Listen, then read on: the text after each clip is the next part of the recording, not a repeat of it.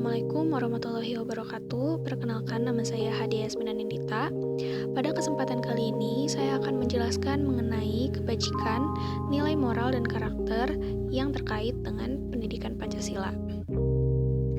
Mungkin sebagian dari kita banyak yang bertanya-tanya mengenai mata kuliah umum pendidikan Pancasila. Mengapa harus ada mata kuliah ini di perguruan tinggi? Untuk mengetahui jawabannya, mungkin kita perlu mengupas sedikit mengenai apa yang terjadi di Indonesia belakangan ini. Seperti maraknya pejabat tinggi negara yang melakukan korupsi, lalu banyaknya kenakalan remaja yang terjadi, serta kondisi masyarakat yang diwarnai oleh kehidupan yang serba bebas, apalagi saat ini teknologi semakin canggih.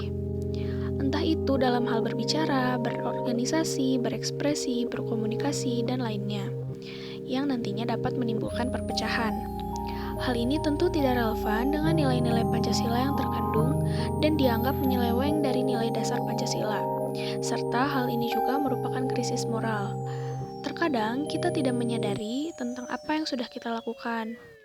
Namun, kita sebagai rakyat Indonesia tentunya tidak ingin tanah air kita terpecah belah. Maka dari itu, para penerus generasi bangsa seperti pelajar, terutama mahasiswa, ditekankan untuk mengetahui dan menjunjung tinggi, serta menerapkan nilai-nilai Pancasila dalam kehidupan sehari-hari. Pendidikan Pancasila yang sejak awal diperkenalkan dan dianggap sebagai identitas dari gagasan penguasa dengan tujuan membuat warga negara memiliki rasa kepatuhan dan loyalitas.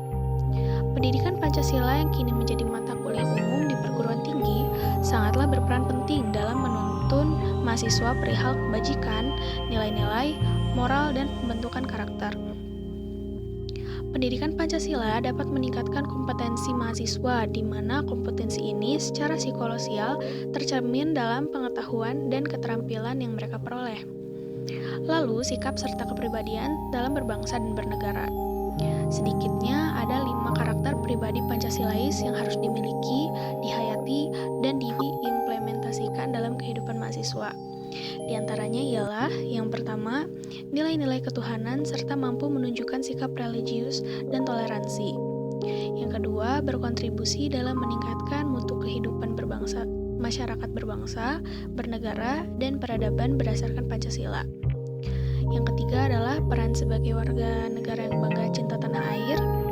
Yang keempat, memiliki nasionalisme serta rasa tanggung jawab terhadap negara dan bangsa. Dan yang terakhir adalah menginternalisasi semangat kemandirian, kejuangan, dan kewirausahaan atau etos kerja. Etika dan moral dalam kehidupan berbangsa dan bernegara dapat digali dari Pancasila sebagai dasar negara. Ini perlu dianggap sebagai etika terapan karena aturan normatif yang bersifat umum diterapkan secara khusus sesuai dengan kekhususan dalam kehidupan berbangsa dan bernegara. Pendidikan Pancasila yang menjadi mata kuliah umum di perguruan tinggi dapat meningkatkan kualitas nilai moral mahasiswa dalam berbangsa dan bernegara, dan juga diharapkan dapat meminimalisir kriminalitas yang terjadi, kemerosotan nilai moral dan etika, kenakalan remaja, kecurangan dalam berpolitik, toleransi umat beragama, serta diharapkan juga untuk dapat menjauhkan negara Indonesia dari krisis moral. Krisis moral apabila terjadi di suatu negara maka akan menjadi inti dari semua masalah di negara tersebut. Indikator kemajuan bangsa tidak cukup diukur hanya dari kepandaian warganya, tidak juga dari kekayaan alam yang dimilikinya, namun hal yang mendasar adalah sejauh mana bangsa tersebut memegang teguh moralitas. Karena moralitaslah yang akan menjadi kunci dalam mengatasi krisis moral suatu negara. Untuk itu, mata kuliah umum pendidikan Pancasila sangat berperan penting dalam pendidikan, khususnya di perguruan tinggi, karena butir-butir Pancasila yang melekat menjadi pedoman hidup bangsa Indonesia. Untuk itu, mata kuliah umum pendidikan Pancasila sangat berperan penting dalam pendidikan khususnya di perguruan tinggi, karena butir-butir Pancasila yang melekat menjadi pedoman hidup bangsa Indonesia.